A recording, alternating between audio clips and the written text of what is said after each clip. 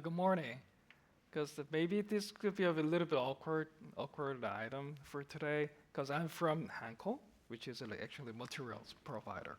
So, but I want to, but I will try to make you interested in my presentation. So just relax and enjoy the storyline. So just let's go briefly. Okay, anyhow, you're going to see the conclusion at the end of the presentation. So let's just think about the brief history of the battery designs, especially for the electric vehicle. Because many of you, or maybe all of you, have heard about like cell to pack, cell to body, cell to chassis, or like cell to module, all other crazy names about the battery systems. And do you know all those colors? Is there anybody who can recognize all the cars in the picture? Maybe not, I struggle. Even I struggle. So there is a long history of the electric vehicle, you'll see that. So there are some debates about which car was actually the first electric vehicle. Maybe the car that was like launched in Scotland in the 19th century, but I don't think so. Because we are talking about the electric vehicle that are based on current mass production technology. So highly likely the GM EV1 was the first prototype. It was actually the prototype, but it was based on the mass production feasibility. So you can start from there. But But from 1996, there hasn't been much progress until you see the Nissan Leaf.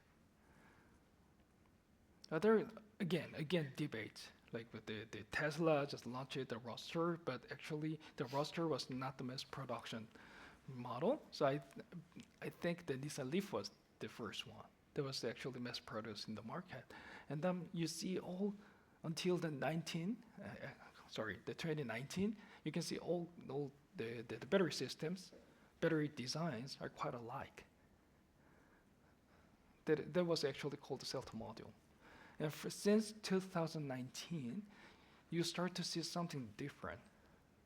Because Chinese battery manufacturers, you all know about this like chemistry like war in the electric vehicle batteries. So they have LFP. Oh, they are actually making NMC too. But anyhow, LFP doesn't have the enough energy density, but at the same time, it's safer.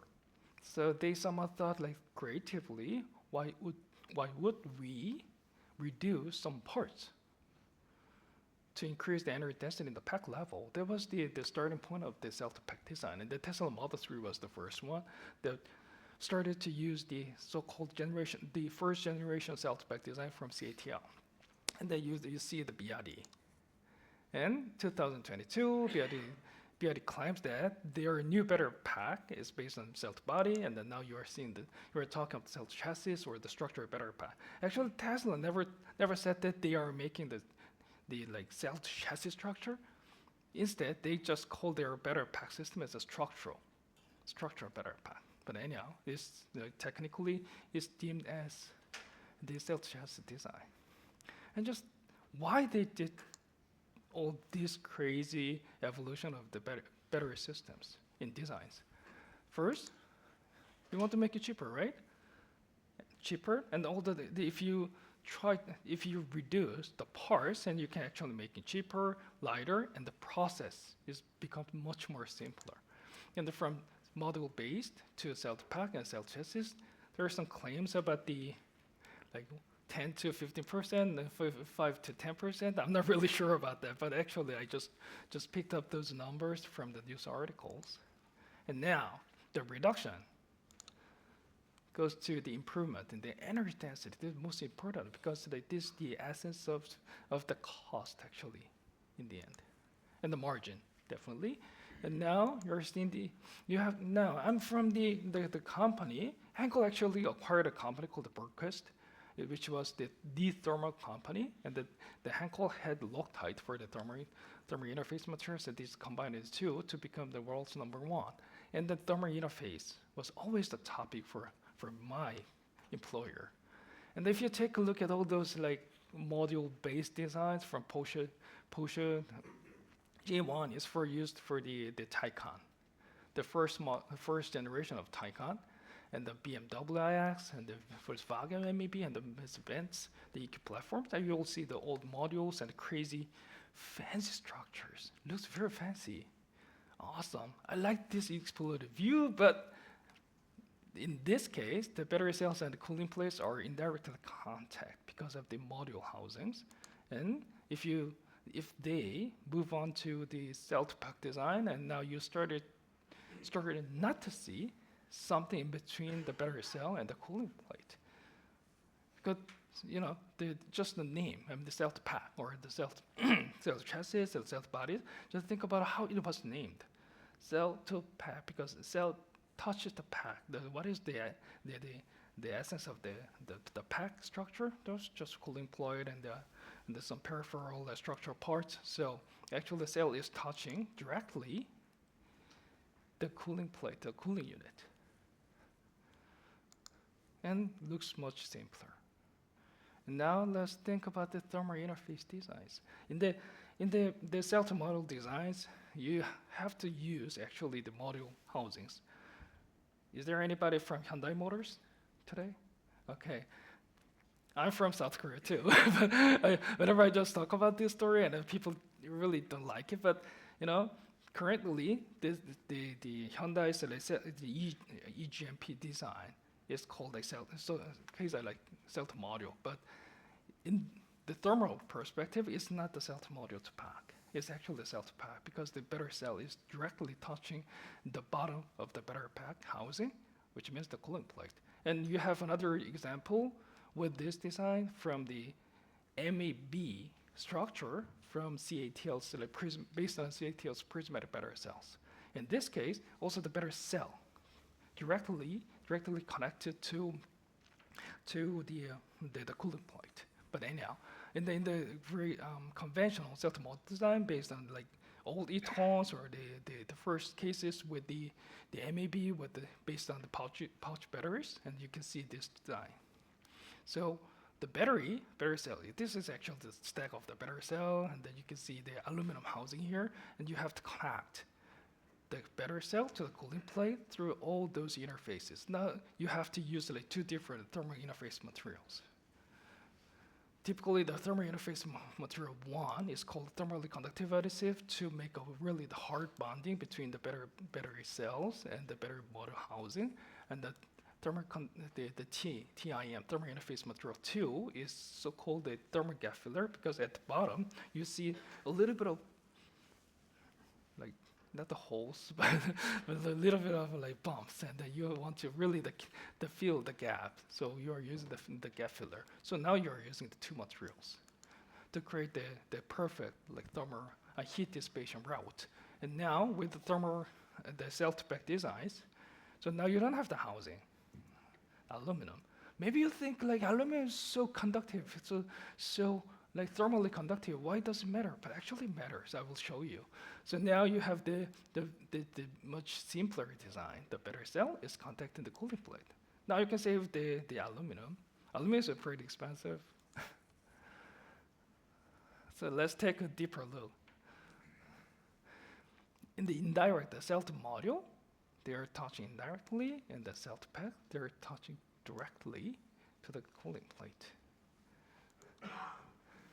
And now you can think about this. I don't know if you already know about the thermal conductivity, but the thermal conductivity is the major criteria when you're choosing your thermal interface materials throughout per meter Kelvin. So higher is better. Very simple. Higher is better. And then this is the aluminum. I just chose not the arbitrary number, but it ranges based on the grades of the aluminum. But I just chose a 240. Oh my God, it's 80 times higher, right? And 3 watts per meter Kelvin at the bottom, and all the thickness. I just put all the thickness at 2 millimeters. You know why? Because I'm not really good at the simulation, so I just want to simplify everything. And now you see this temperature profile. Here with all those excuse me. all those different, sorry, all those like thermal interfaces, you can actually changing the combinations. Actually, you can choose all the numbers, but I didn't want to make it super complicated. And now we run the 2C charging scenario. Actually, this was just based on very simple system design, system simulation, 1D, and then you can see the temperature profile. But width, actually, was supposed to be here something, but it was gone, I think. And then with just only one thermal interface based on the cell-to-pack design, you can see much cooler temperature. Maybe you think like 2C is just too harsh, but you don't know what's going to really happen when you're driving your electric vehicle. How many are driving electric vehicle? Very unfortunately, I'm working for the automotive battery sector, but I don't drive the electric vehicle. It's just too expensive for me yet. So, for driving? Yeah, good, great. Have you ever sensed that you are actually abusing the batteries? Okay, now you're not running fast. But anyhow, so this is just one case, but I think this, in the extreme case, when you're charging super fast or like charging, discharging at a different scenarios, and you will actually really abusing the battery cells, and you will see the higher temperature difference. So now you can see the values. So with the definitely 3.3 is here, and the 1 and 1 combination is here. And if you want only one, if you are using only one thermal interface, then you can actually choose something really close to 1 that is here, and 2. So you can reduce the thermal conductivity by a factor of at least 2 by getting rid of that one aluminum plate. So now here is about like 1.5 to 2.0. Actually 1.2 something, but I cannot really remember the number. But, okay, now you know how beneficial to switch to cell-to-pack design. But always the life is fair, so when you move to the cell-to-pack, cell-to-body, cell-to-chassis, and I'm just showing this because this is actually really touching the body here, body. So from the cell-to-pack, you start to think about the structural integrity much more severely, because in the cell-to-model pack design, you can see the extrusion members that are actually just guarantee the structural integrity, and plus the module structure itself is pretty sturdy and strong enough. And thirdly, that time when you're designing the cell to model to pack, cells were not something to protect. It was something to be protected. So everything else was to protect the battery. And then in the cell to pack and the cell to chassis body design, cells are the parts of the structure. And then you have to pass all those crazy tests,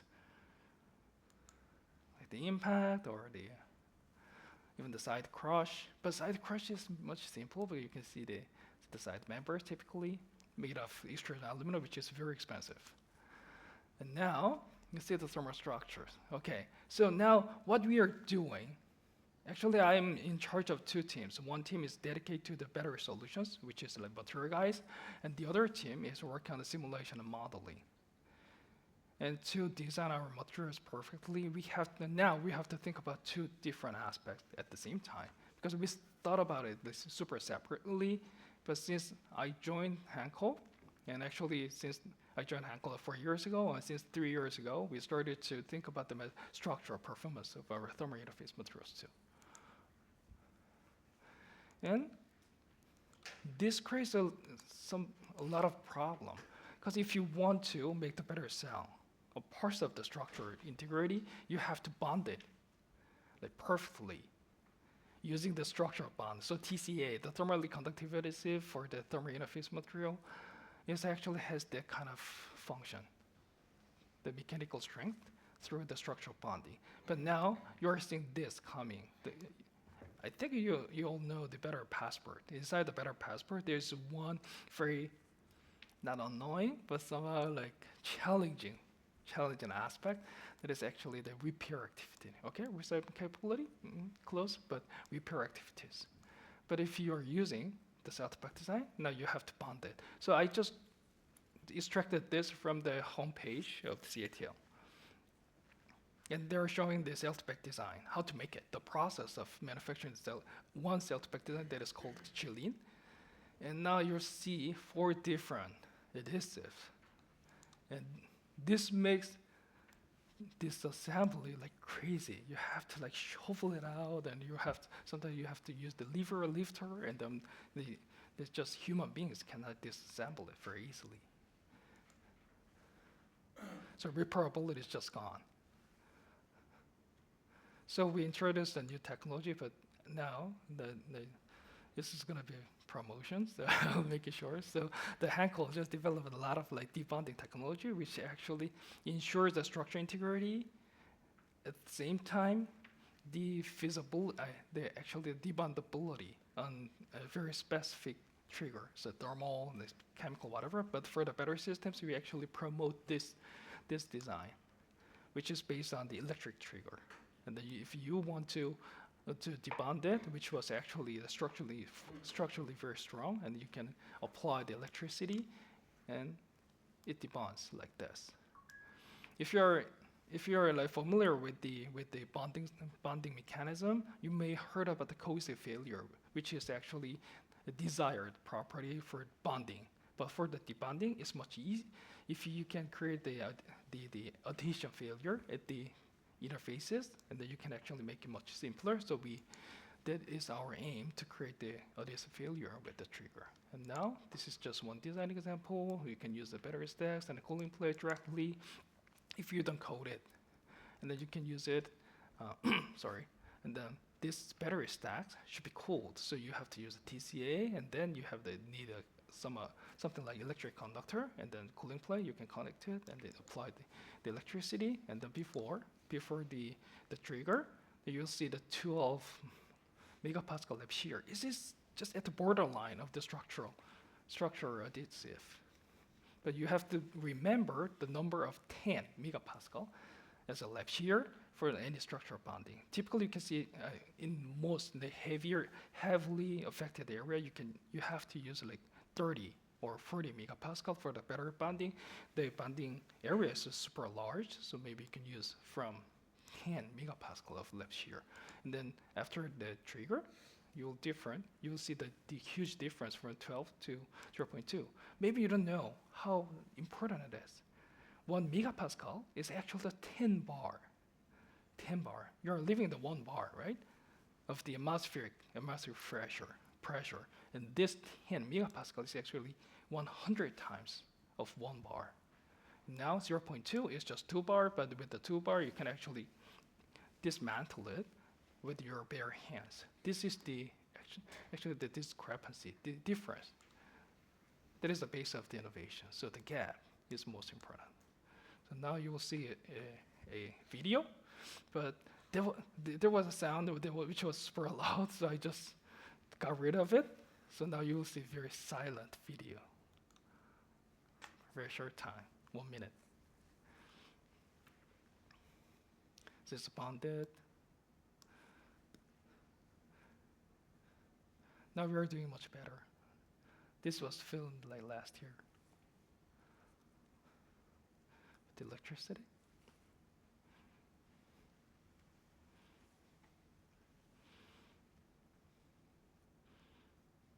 Over the time, the electricity goes into this film, and you see the failure mode, and it just fell. So you can dismantle it by hand. Now it's much cleaner. Okay, this was the prototype. So that was the adhesive.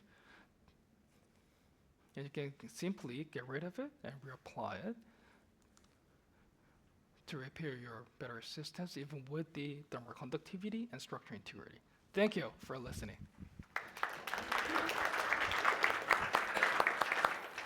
Thank you so much for a very interesting presentation. Any question from the floor? No? So I may I start. Um, like if we go, I saw you show the data for 2C, but you know, with the trend to going to fast charging and 15 minutes, like 10 to 80%, which we may see like higher C rate. How do you see the performance if the C rate keep going and we test it for the high C rate? Actually, it's not a matter of just the number of Yeah. high C rate, because if you take a look at the details, okay, one company claims that they somehow realized 10C, Yeah. which makes you to charge the whole battery system in just less than 10 minutes, right? Yeah. But you have to read between the lines. That was actually the maximum, always the maximum. You cannot do it for the entire like charging scenario. So I think the 10C, 12C doesn't have any more meaning. So now how likely you will see the saturated number. Then you start to see the duration, how long you can actually charge at the speed. So it's moving on that way, and it's been heavily in China because the LFP is still a problem with LFP, and but now they're moving faster, together with some thermal route, optimizing the thermal dissipation route too. Yeah. Yep. Thank you. Thank you. Any other question from the floor? Yeah, please. If you can come to the microphone, I appreciate it. Thank you so much. I can get I have a get question, closer. maybe it's a little bit different. It's related to phase change materials and the using of them in battery packs, especially if they are for micromobility, where there is no cooling plates involved. I need to hear from you feedback about the topic. Yeah, okay, this is a good point. But typically, the phase change, if you take a look at the phase change materials, it actually looks like potting material. So if you're using it for the cylindrical cells, actually you're using quite a lot of materials. Yeah.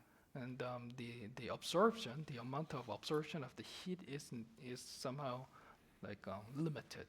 So when you're driving a electric scooter, the battery system is this small, and the total heat it can be cooled by the air. In that case, you can just need some sort of the preventive mechanism of small amount of heat generated from the system. But in that case, actually, we are talking about the electric vehicle, which has the size of even up to like 100 kilowatt per hour. So I think we are talking about two different cases. Yes, but the problem is that we're using those batteries in high temperature areas like in the Gulf region and North Africa and Africa as well. So it's a use case where you have high discharge rates for micromobility because you cannot, for example, for swappable applications, the battery has to be light, and the performance also is really important because everybody's afraid of going for clean energy because it's a little bit of risk, I would say. Oh, yes. So, and now phase change materials come to solve a solution in such cases because, for example, in Egypt, the temperature can go up to 50. So with 2C discharge rates, things can go crazy. So do you have any ideas on how to deal with that? Any solutions in the market is going to solve that in a way or another? Okay, just let me think this way. For the 2C charging rate, and the phase change material has the limitation, and that is also related to the heat capacity. If you just move faster, and if high likely it could exceed the heat capacity, and then you have to use more phase change materials, but it confines your designs, right? So you're using this mold that is actually filling the gaps between among these cylindrical cells. But high likely, if you go faster than the 2C or 3C, you start to see the limitation of the heat capacity of the system, and you have to actively cooling at least the taps, the welded like tap area to be safe. That's just my gut feeling. Yeah, Thank you. Okay, thank you so much. Thank you.